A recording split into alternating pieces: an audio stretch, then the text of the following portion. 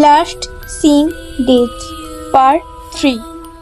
চোখের দিকে তাকাতেই দেখলাম যে ক্যারেক্টারের চোখের জায়গাটা পুরোটাই কালো।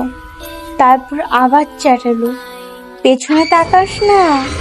আমার হাত তখন লিটারেলি কাঁপতে লাগলো।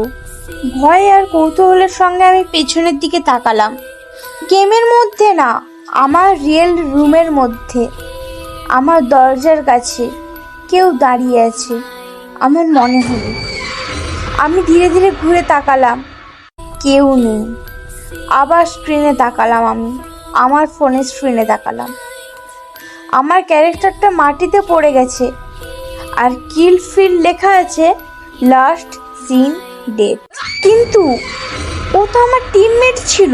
গেম হঠাৎ ক্র্যাশ হয়ে গেল।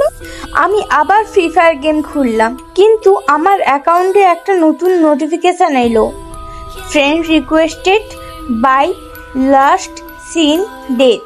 যখনই আমি ওই প্রোফাইলটা খুলে দেখলাম যে লাস্ট অ্যাক্টিভ 3 ইয়ার্স এগো। সেই রাত থেকে আমি আর 12টার পরে একা ফ্রি ফায়ার গেম কখনোই খেলি না, কারণ আমার মাঝে মাঝে এটাও মনে হয় যে আমার ওই ফ্রেন্ড লিস্টের নামটা এখনো অনলাইন দেখাচ্ছে।